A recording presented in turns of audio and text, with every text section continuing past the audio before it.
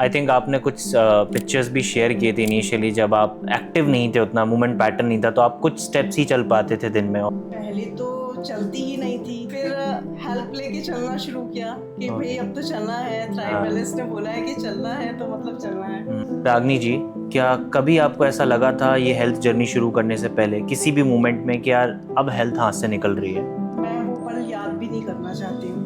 इतनी वीक मैं फील करती थी अपने आप को जब मैं सोफे से उठ नहीं पाती थी, जब मैं सीढ़ियाँ नहीं चढ़ पाती थी, और जब मेरी बॉडी का बैलेंस बिल्कुल ज़ीरो हो गया था और वेट मेरा बहुत बुरी तरीके से बढ़ रहा था और मैंने सारी उम्मीदें छोड़ दी। आज की वीडियो किसी वेट लॉस या ट्रांसफॉर्मेशन जर्नी के बारे में नहीं है। It's about one person who lost her confidence in her body and then she decided to take control over again. Welcome Ragini ji. Thank you. सबसे पहले तो आप अपने बारे में बताइए कि आपकी जो लाइफस्टाइल थी वो कैसी रहती थी before starting your health and transformation journey. ये जर्नी स्टार्ट करने के पहले मेरी लाइफ बहुत सेडेंटरी थी।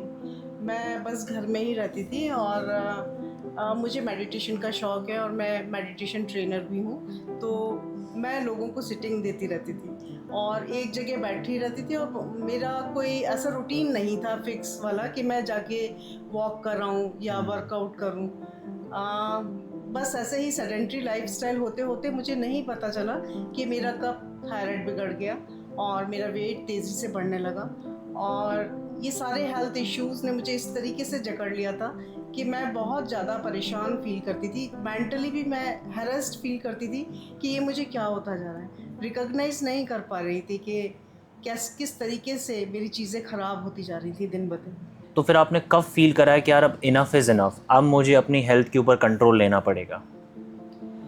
हेल्थ के ऊपर कंट्रोल लेने के चक्कर में मैंने बहुत सारे कोर्सेज ज्वाइन करे। बहुत कुछ शॉर्ट टर्म भी थे, कुछ 3-3 महीने के भी थे, मगर सबका रिज़ल्ट करीब करीब ज़ीरो ही रहा। क्योंकि जब मैंने वो कोर्स करे तब थोड़ी शॉर्ट टर्म गेन के हिसाब से जैसे मुझे 2-4 दिन काफ़ी अच्छा लगा, मगर फिर से मेरी जो मेंटल में जो फील करती थी ना, मैं फिर से वापस उसी चक्र में मैं उलझती चली गई और उससे फिर निकलने के लिए मैंने दूसरा प्रोग्राम ज्वाइन किया। तो फिर तीसरा, इस तरीके से मेरी जो जर्नी थी वो आप लोगों से मिलने के पहले मैं कई बार मैंने ट्राई किया और हर बार मुझे एक नया वेट गेन ही मिला। ओके, तो फिर थ्राइव वेलनेस जर्नी स्टार्ट करने के बाद सबसे पहली चीज़ आपने क्या की? पहला चेंज जो आपने अपनी लाइफस्टाइल में किया वो क्या था? रेगुलर एक्सरसाइज, कंसिस्टेंसी के साथ में जो मैंने एक्सरसाइजेस करी, वेट लिफ्टिंग और कार्डियो और yoga, breathing exercises, mobility exercises, तो जॉइंट्स वगैरह सब का मूवमेंट्स जो है ये थ्राइव वेलनेस ने जो कराया वो बहुत ही ज़्यादा अच्छा था। क्योंकि उससे मेरे एक तो ऑनलाइन कोर्स था तो मुझे कहीं बाहर जाने की ज़रूरत नहीं पड़ती थी। दिन में करीब 6 सेशन होते थे, तो अगर एक सेशन छूट भी जाता है तो मैं उसके अगला सेशन मैं ज्वाइन कर लेती थी। ये वाली बात मुझे थ्राइव योगा की सबसे प्यारी लगी। और इसी तरह से क्या हुआ कि कंसिस्टेंसी मेरी मेंटेन होने लगी और जब मैंने कंसिस्टेंसी मेंटेन करी और मोबिलिटी मेरी बॉडी में आई तो एक और चीज़ मैं आपको बताना चाह रही थी कि न्यूट्रिशन के बारे में जो थ्राइव वेलनेस हमें जानकारी देता है वो बहुत ही अमेजिंग टाइप से है। मतलब अभी तक तो पता ही नहीं था कि हमने कितना कार्ब्स खा लिया, कितना हमने फैट खा लिया और गुड फैट है भी वो कि नहीं है, हमें पता ही नहीं था, बस खाते जा रहे थे।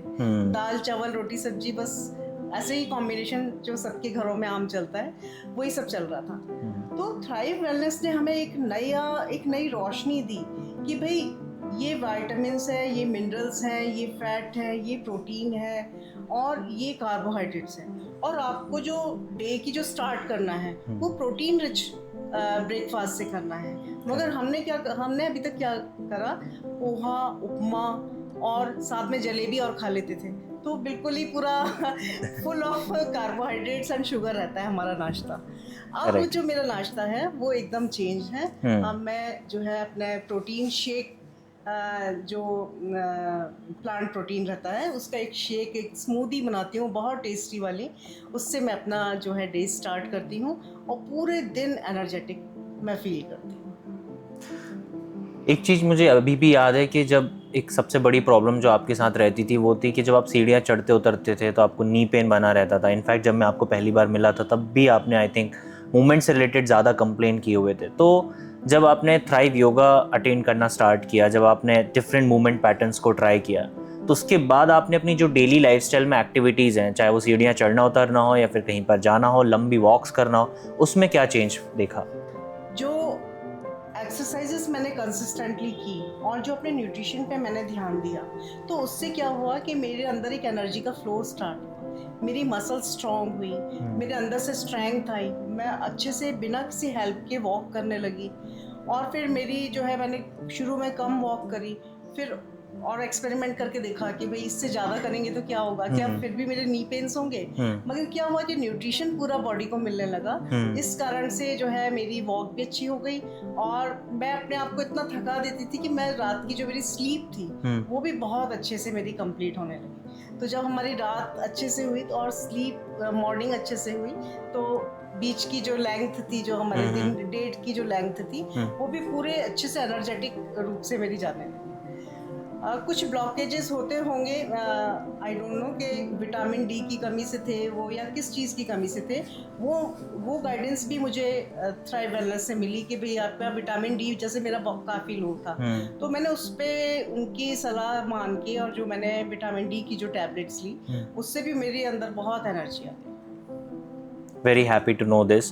आई थिंक आपने कुछ पिक्चर्स भी शेयर किए थे इनिशियली, जब आप एक्टिव नहीं थे, उतना मूवमेंट पैटर्न नहीं था, तो आप कुछ स्टेप्स ही चल पाते थे दिन में, और फिर वहाँ से एक ऐसा ट्रांसफॉर्मेशन आया कि आप कई बार 7,000 प्लस 8,000 प्लस स्टेप्स भी चल पाते थे। थोड़ा सा उसके बारे में बताइए कि पहले कितने स्टेप्स चलते थे और बाद में कितना हुआ? पहले तो चलती ही नहीं थी।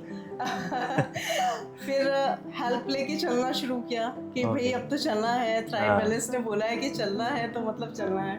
तो पास में एक पार्क है, वहाँ पे मैं अपनी फ्रेंड्स के साथ में जाके थोड़ा थोड़ा वॉक करती थी, उन्हीं का हाथ पकड़ के। फिर धीरे धीरे, क्योंकि ब्रीथिंग ट्रबल भी बहुत हो गई थी वेट ज़्यादा होने के कारण और थायराइड डिस्टर्ब होने के कारण, तो फिर धीरे धीरे करके स्टार्ट किया। और फिर 2000 से मैंने 4, फिर 6, 8 और अब 12, 15, 17 कितनी भी हो जाती हैं, मतलब बिना वो थके। बिना थके वो इशू नहीं रहा कि मैं सीढ़ी नहीं चढ़ सकती या मैं सुबह से लेके रात तक काम नहीं कर सकती। एनर्जी लेवल मेरा हाई रहता है फुल टाइम। अभी भी 8-9 बज रहे हैं, मगर मैं बिल्कुल फुली एकदम जैसे मॉर्निंग में थी वैसे ही मैं अभी भी फील कर रही हूँ। And that we can feel as well आपकी एनर्जी के साथ। खैर, आपकी एक चीज़ मैंने देखा है कि आपकी जो वेट लिफ्टिंग पैटर्न्स हैं, बिकॉज जैसे मैं आपको गाइड करता हूँ कई बार सेशन में, मैं आपका पोस्चर देखता हूँ। एक टाइम ऐसा भी था कि जब शायद आई थिंक आपने पहले कभी वेट लिफ्टिंग नहीं की है, आपने स्ट्रेंथ ट्रेनिंग नहीं की है, क्योंकि इंडिया में बहुत बड़ा मिथ होता है कि स्ट्रेंथ ट्रेनिंग वुमेंस को नहीं करना चाहिए या फिर स्ट्रेंथ ट्रेनिंग को लोग इतना प्रेफरेंस नहीं देते हैं। बट आपने स्क्रैच से जर्नी स्टार्ट की और आज ऐसा टाइम है कि जहाँ पर आप 10-10 kg के डंबल्स भी लिफ्ट करते हैं while doing exercises, which is a great achievement। तो मुझे थोड़ा उसके बारे में बताइए कि आपका भी जो अगर मिथ रहा हो पहले कि स्ट्रेंथ ट्रेनिंग नहीं करनी या नहीं करनी चाहिए, फिर वहाँ से और आज जो ट्रांसफॉर्मेशन हुआ वेट लिफ्टिंग में, वो तो क्या है ये? जैसे कि आपने अभी बताया कि हमारे यहाँ पे एक मिथ है कि अगर लेडीज अगर वेट लिफ्टिंग करेंगी तो उनके डोले शोले बन जाते हैं। तो वो डोले शोले तो मैं चाहती नहीं थी, क्योंकि because I am a normal women, तो मुझे वेट लिफ्टिंग का तो कोई चार्म नहीं था। मगर जब थ्राइव वेलनेस ने बताया कि वेट लिफ्ट करने से हमारी मसल्स स्ट्रांग होंगी और हमारे अंदर जो है, जब हम वेट लिफ्ट करते हैं तो पहले मसल्स टूटती हैं और जब हम प्रोटीन लेते हैं साथ में तो मसल्स उससे भी ज़्यादा स्ट्रांग बनती हैं। तो इसी बात को फॉलो करते हुए जब मैंने वेट लिफ्टिंग स्टार्ट करी तो मुझे बहुत अच्छा लगा। ऐसा लगा मुझे कि मेरे शरीर में जो भी टॉक्सिन्स हैं वो वेट लिफ्टिंग के साथ में निकल जाते हैं। और सबसे बड़ी बात, एक छोटा सा मैं एक अपना पुराना एक एक्सपीरियंस बताना चाहूँगी कि मेरे सिर में बहुत दर्द था। तो उस दर्द के मारे मैंने सोचा कि मैं आज एक्सरसाइज नहीं कर पाऊँगी। और मैंने फिर, मेरा मन माना नहीं, और फिर क्योंकि कंसिस्टेंसी से इतनी आदत हो गई है मुझे एक्सरसाइज करने की कि मैंने बोला कि नहीं, मैं तो एक्सरसाइज करूँगी। और आप बिलीव नहीं करोगे, 10 मिनट के अंदर मेरा जो सिर दर्द था वो गायब हो गया और मैं वापस से रिफ्रेश हो गई। इसी तरह का एक और जो लाइव एग्जांपल है मेरे साथ में कि जैसे ही 6:30 बजते हैं और मेरी बॉडी से अपने आप ही पसीना आने लगता है, ये शायद इस बात का इंडिकेशन है कि मेरी बायोलॉजिकल क्लॉक जो है वो रेडी हो चुकी है एक्सरसाइज करने के लिए। तो ये 2 एक्सपीरियंसेस मेरे ऐसे हैं कि मैं इनको कभी भुला नहीं पाऊंगी और they are the big achievement for me. Truly ये जो बायोलॉजिकल क्लॉक वाली आपने बात बताई है कि 6:30 होते ही आपको पसीना आता है एंड आपकी वो क्रेविंग है वो एक्सरसाइज वाली वो स्टार्ट हो जाती है and it's I think a great transformation coming from a sedentary lifestyle और अब आप एकदम अपना परफेक्ट रूटीन लेकर चलते हैं। और मैंने ये देखा है कि आप सुपर कंसिस्टेंट है, मतलब आप हार्डली ही कोई एक्सरसाइज सेशन मिस करते हैं और कई बार मिस हो जाता है ट्रैवलिंग या किसी भी रूटीन के कारण। तो मैंने देखा है कि आप एनी हाउ उसको शाम को या फिर किसी और तरीके से कवर अप करने की कोशिश करते हैं। मुझे थोड़ा इसके बारे में बताइए कि बिकॉज हम गाइड काफ़ी लोगों को करते हैं, we work with lot of people, but कई बार क्या होता है कि लोग कंसिस्टेंसी नहीं मेंटेन कर पाते हैं फॉर सम रीज़न। आप उनको फर्स्ट हैंड एक्सपीरियंस के साथ कैसे बताना चाहोगे कि यार कैसे वो जो है अपनी कंसिस्टेंसी मेंटेन कर सकते हैं? देखिए, कंसिस्टेंसी मेंटेन करेंगे तभी रिजल्ट आएगा, पहली बात है। कोई भी चीज़ हम अगर 1 दिन करते हैं, 2 दिन करते हैं या 1 आध हफ्ता करते हैं तो फिर उसका रिजल्ट जो है वो कभी भी नहीं आता है। कंसिस्टेंसी अगर हम रोज़ कोई चीज़ करेंगे तो उसके बारे में हमें और पॉजिटिव और गहराई में और उसकी माइक्रो लेवल की चीज़ें हमें पता चलती हैं कि कैसे हम अपनी जो माइक्रो मसल्स हैं उनको ट्रेन करें, क्या मूवमेंट्स करें, ये अपने आप ही नॉलेज आ जाती है कि क्या मूवमेंट्स करें जिससे जो है आपके जो पेन्स हैं छोटे मोटे वो सब चले जाए। तो ये जब तक कंसिस्टेंसी मेंटेन नहीं करेंगी तब तक रिजल्ट्स बड़े बड़े तो क्या, छोटा सा भी रिजल्ट नहीं आता है उसमें।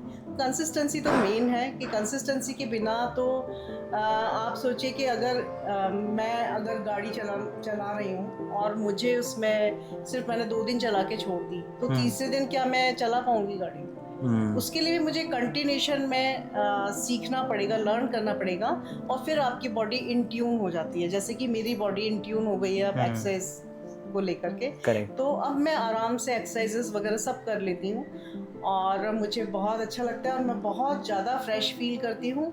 और मुझे लगता है कि सभी को ही एक्सरसाइज तो करनी चाहिए क्योंकि ये एक वे है अपने टॉक्सिन्स को बाहर निकालने का, अपने मूड को रिफ़्रेश करने का और अपनी एनर्जी को वापस रिगेन करने का और उसको पहचानने का। करेक्ट। इसमें एक बहुत ही इंपॉर्टेंट क्वेश्चन मेरा ये है कि जैसे आपने कंसिस्टेंसी की बात की, आपने अपने एनर्जी लेवल्स की बात की। एक एनर्जी और वाइब्रेशन हम खुद अपने ऑरा में कैरी करते हैं, जैसा कि सबको मालूम होगा कि हमारा जो वाइब्रेशन पैटर्न है वो सबको इन्फ्लुएंस करता है इंक्लूडिंग आवर फैमिली। आपके ट्रांसफॉर्मेशन से आपकी फैमिली में क्या फ़र्क पड़ा, आपने अपने घर पर क्या चेंज देखा, आप उसके बारे में थोड़ा बताइए। वो वाला चेंज तो बहुत सुनाने लायक। अच्छा हुआ आपने मुझसे ये प्रश्न पूछा। तो जब मैंने स्टार्ट करी थी मेरी जर्नी तब किसी ने मेरे पे विश्वास नहीं किया था घर में। उनको लगता था ये तो करती रहती है कुछ ना कुछ, तो ये भी एक पार्ट होगा।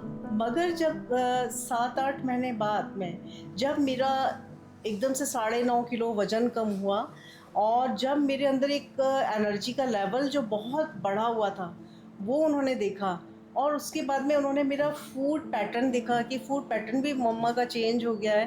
तो और तब देखा उन्होंने, तब मेरे बेटे ने मुझे ज्वाइन किया। मतलब मुझे देखा, उसने गौर से देखा कि मतलब इनमें चेंज आ सकता है, तो ये तो बहुत ही बड़ी वाली बात है कि मम्मा में चेंज आ रहा है तो फिर मुझ में मैं भी करूँगा तो मेरे अंदर भी चेंज आ जाएगा।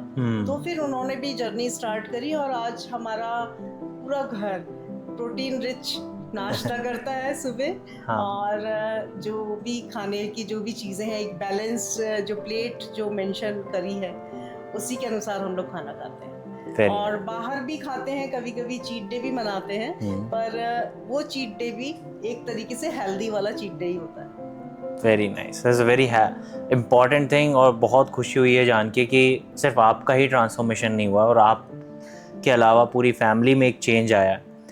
और चीट डे के बारे में आपने जस्ट अभी बात की, मैं जानना चाहता हूँ कि बहुत सारे लोगों को स्वीट्स की क्रेविंग होती है, मीठा खाने की क्रेविंग होती है। ऑब्वियसली उसका रिलेशन है आपकी गट हेल्थ के साथ। उसके अलावा आपका बाहर जाकर खाने का मन होता है, तो उसको आपने कैसे बैलेंस किया? बिकॉज हमने कभी ऐसा नहीं करा है कि आपके कम्प्लीटली जो है शुगर ऑफ है या फिर आप बिल्कुल बाहर का नहीं खा सकते, आप डेफिनेटली खा सकते हैं, तो उसको आप कैसे बैलेंस करते थे?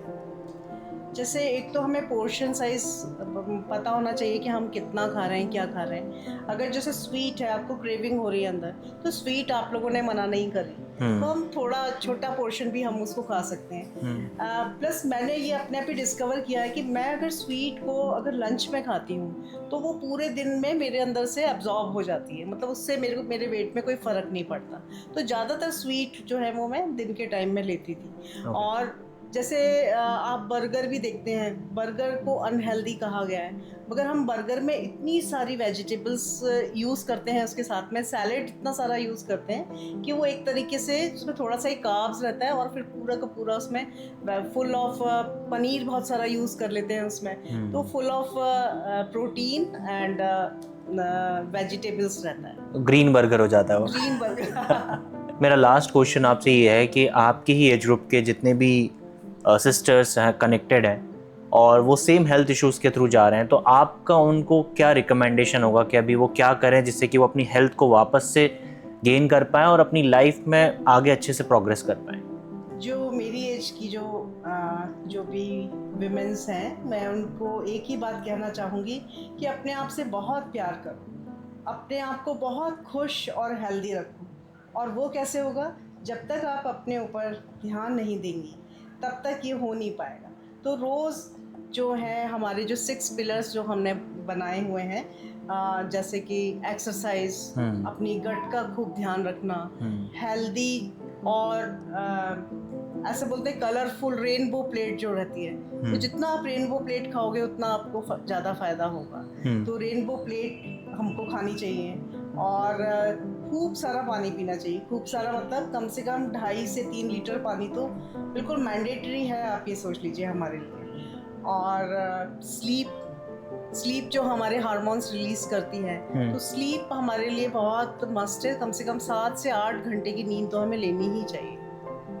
एक्टिव रहें, छोटे छोटे मूवमेंट्स करते रहें, और जैसे कि किचन में भी खड़े हैं तो स्लैब पे भी खड़े होके हम बहुत सारे मूवमेंट्स अपने लेग्स के द्वारा कर सकते हैं, अपनी स्पाइनल कॉर्ड को दे सकते हैं। ये सारी चीज़ें मुझे आप ही लोगों से पता चली हैं, और मैं इसको हाईली रिकमेंड करती हूँ कि सभी लोग कंसिस्टेंटली अपनी हेल्थ पर ज़रूर ध्यान देना चाहिए। और प्रोटीन का तो बहुत बड़ा रोल है हमारी लाइफ में। जितना हमारा बॉडी वेट है उतने ग्राम्स हमको प्रोटीन तो लेना ही चाहिए। तो ये प्रोटीन की एक छोटी सी कैलकुलेशन है, अगर आप थोड़ा सा भी गूगल करेंगे तो आपको पूरी चीज़ें मिल जाएंगी इस पर। और सबसे इम्पॉर्टेंट बात तो ये है कि मैं अपने जैसी महिलाओं को जो इस दौर से गुजर रही हैं, उन सबको ये रिकमेंड करना चाहूँगी कि आप सभी थ्राइव वेलनेस को ज्वाइन करें, क्योंकि यहाँ पे कंसिस्टेंटली डेली एक्सरसाइजेस होती हैं, दिन में 6 बार एक्सरसाइजेस होती हैं, और साथ में न्यूट्रिशन की भी पूरी जानकारी दी जाती है, जिससे कि आप सब अपने पूरी फैमिली का, अपना खुद का बहुत अच्छी तरीके से ध्यान रख सकती हैं। पूरी नॉलेज हो जाएगी, what is carbohydrate, what is protein, what are fibre कहाँ से आएगा, ये सारी चीज़ों की जानकारी हमें थ्राइव वेलनेस देता है। तो इट इज़ हाईली रिकमेंडेड कि आप सभी जो है वो ये ज्वाइन करें। ऑनलाइन कोर्स है और ऑनलाइन सेशंस होते हैं, तो it's very easy for us कि हमको कहीं बाहर नहीं जाना पड़ता, घर की ही में ही पूरी चीज़ें हम एंजॉय कर सकते हैं। तो जो लेडीज़ अपने ऊपर ध्यान नहीं देती हैं, अपने ऊपर इन्वेस्ट नहीं करना चाहती हैं, उनके लिए ये सबसे बड़ा संदेश है कि भाई अगर इन्वेस्ट नहीं करोगे अपने ऊपर तो कल को डॉक्टर को ही आपको फीस देनी पड़ेगी। तो डॉक्टर से बचने का एक बहुत अच्छा तरीका है कि आप एक्सरसाइज करें, न्यूट्रिशन पे ध्यान दें, पानी खूब पिएं, और बहुत गहरी नींद में सोएं, अपने आसपास का वातावरण खूब अच्छा रखें। ग्रेट। आपने एक चीज़ मेंशन की कि आपने बहुत सारे प्रोग्राम्स पहले भी ज्वाइन किए, आपने आई बिलीव कि आपने बहुत सारे योगा सेशंस भी देखे होंगे। वो कैसे डिफरेंट है जो थ्राइव योगा है उससे? टोटली डिफरेंट है, क्योंकि मैंने जो अभी तक सेशंस ज्वाइन करे थे उनमें सिर्फ योगा और ब्रीथिंग एक्सरसाइजेस ही, स्ट्रेचिंग जैसे कहते हैं ना, वही करवाते थे। और मगर जो थ्राइव वेलनेस का जो योगा है उसमें आपको स्ट्रेचिंग एक्सरसाइजेस के साथ में, ब्रीथिंग एक्सरसाइज के साथ में मोबिलिटी, जॉइंट्स की मोबिलिटी, और वेट लिफ्टिंग, कार्डियो, वो सबका पूरा कॉम्बिनेशन, मतलब बुके जैसे आप कह लीजिए, ये बुके ऑफ फ्लावर्स आपको सब मिलेगा उसमें। So thank you so much Ragini ji for sharing your journey with us. And जितने लोग भी ये वीडियो देख रहे हैं, मैं आप सभी को यही बोलूँगा, अगर आपने अभी तक अपनी हेल्थ जर्नी स्टार्ट नहीं की है देन प्लीज़ डोंट वेट, बहुत ज़्यादा इंतज़ार करने की ज़रूरत नहीं है, क्विक स्टार्ट करिए। आप कमेंट करिए वर्ड स्टार्ट, हमारे जो हेल्थ कोचेस हैं वो पर्सनली आपको रीच आउट करके आपकी हेल्प करेंगे। और अगर आप किसी ऐसे पर्सन को जानते हैं जिसको ये वीडियो देखने की बहुत ज़्यादा ज़रूरत है तो प्लीज़ ये वीडियो उनके साथ ज़रूर शेयर करिएगा। मिलते हैं हमारी नेक्स्ट वीडियो में, तब तक के लिए goodbye, take care and thank you.